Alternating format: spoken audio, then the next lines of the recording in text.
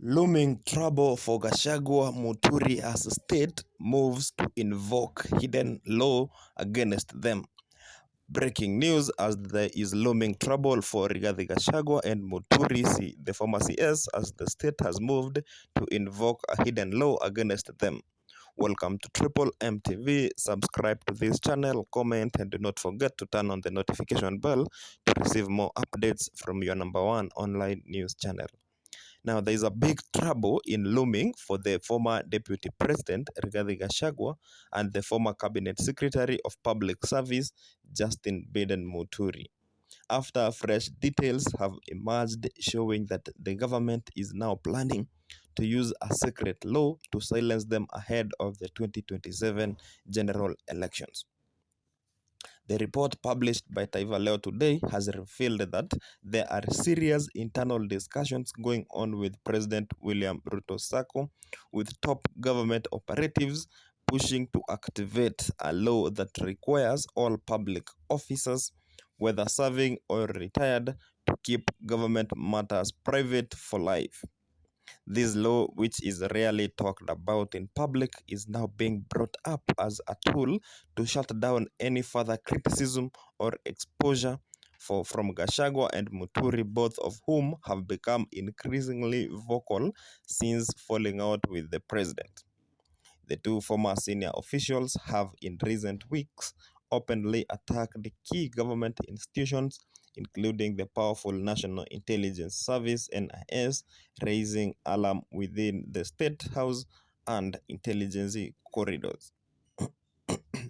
Their statements, seen by some as bitter and confrontational, are now being treated not just as political noise, but threats to national security.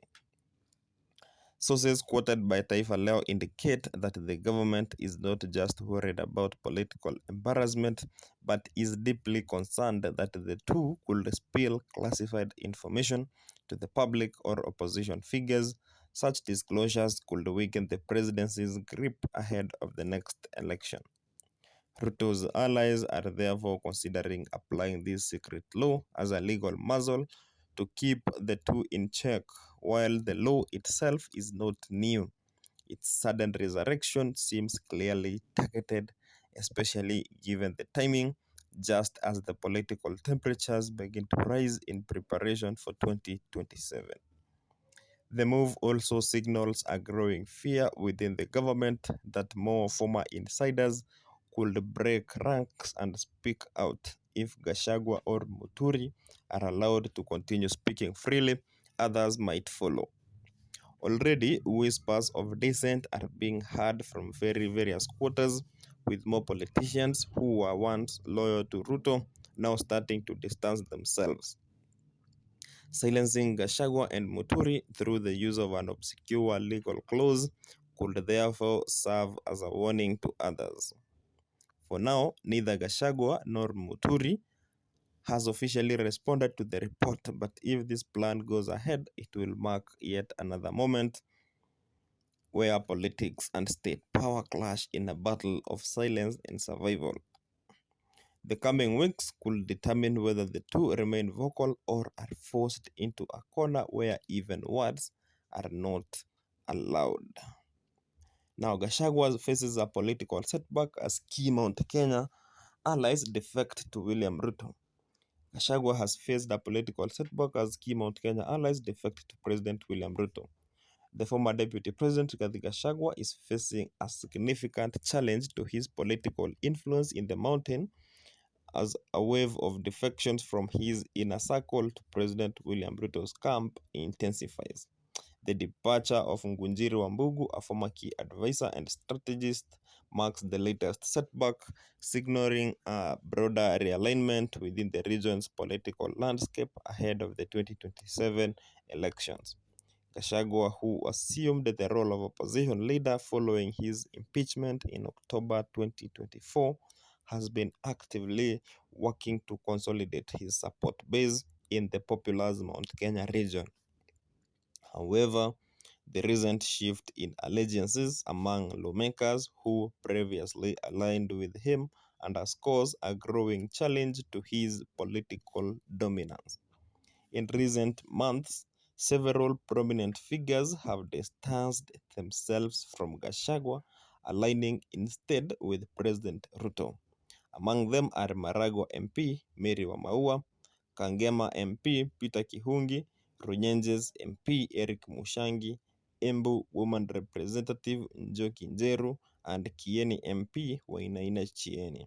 While these leaders notably abstained from supporting Gashagua's impeachment in parliament, their subsequent actions indicate a deliberate realignment with the president's political agenda, further eroding Gashagua's base of support are Kandara MP Shege Njuguna and Githunguri Member of Parliament Gathoni Wamushomba.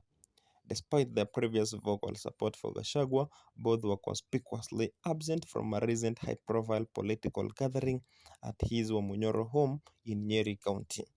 The event saw Gachagua hosting key opposition figures, including Martha Karua of the People's Liberation Party, Wiper leader Kalonzo Musyoka, the APK boss Eugene Wamalwa, and former Interior Cabinet Secretary Fred Matiang'i. Instead of attending the meeting, Wamushomba chose to engage with youth in her constituency in Kenol. Her subsequent cryptic message on Facebook referenced Niccolo Machiavelli, hinting at strategic political maneuvering, adapt to change and embrace pragmatism.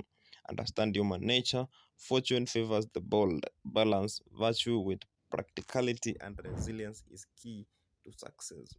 Perhaps the most surprising development has been the defection of Mathira MP Eric Wamumbi and his wife Muranga Woman Representative Betty Maina. The couple, once considered political proteges of Gachagua, not only actively campaigned for his removal from office but have also become vocal critics. Gachagua had played a significant role in Wamumbi's personal life, serving as a father figure when the MP sought Maina's hand in marriage. His residence was in close proximity to theirs, and he facilitated key aspects of their relationship, including the dowry payment ceremony. Despite these deep personal virtues, ties, Wamumbi and Maina turned against him during the impeachment proceedings, marking a profound shift in their allegiances. Adding to the list of unexpected departures is Wambugu, a former Nyeri Town MP who had been instrumental in shaping Gashagua's communication strategies and messaging during his tenure as deputy president. Wambugu's exit from Gashagua's camp is particularly noteworthy given his former position as a gatekeeper at the Wamunyoro Political Command Center. In an interview on Kogi's Corner TV, Wambugu explained his decision, stating that his involvement with Gachagua had been purely professional. I was not there as a politician, I was there as a professional. And after the October 2024 impeachment against him, my work came to a close. I'm now back to my politics as an independent player, he clarified. Wambugu's exit followed Wamaua's defection on April 3 during President Ruto's six-day tour of the Mount Kenya region. Initially, Wamaua had been a staunch supporter of Gachagua, cautioning that his impeachment could negatively impact the president's standing among Mount Kenya voters. However, her stance shifted dramatically during Ruto's visit to her constituency, where she openly pledged allegiance to the president. But that was only a slip, it was not a fall as such. I want to confess that I have been in talks with Deputy President Kithure Kindiki since November and with the president since December last year. Omaua declared. She further emphasized her alignment with Ruto, stating, "Where you go, that is where I will go, and your people shall be my people.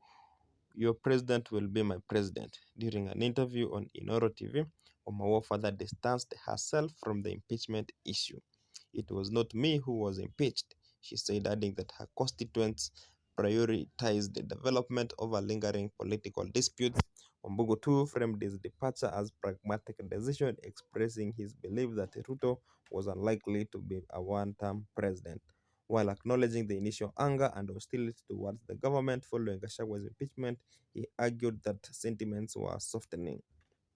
People are healing. In November, there was anger after Gachagwa's impeachment, and residents couldn't listen to leaders, but today they are listening.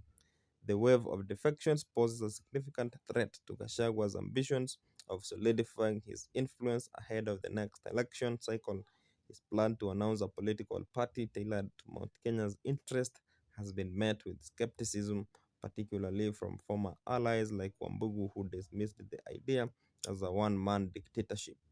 Kihungi, who officially defected in February, emphasized the challenges of representing constituents while being in conflict with the government. It is very hard to serve while fighting the government, he stated, urging Ruto and Gachagua to reconcile for the sake of Mount Kenya development prospects. Mtazamaji, this is the latest news that I bring to you. Kindly continue subscribing to our channel. Uh, Comment and do not forget to turn on the notification bell to receive more updates from Triple MTV, your #1 online news channel. Thank you and welcome once again.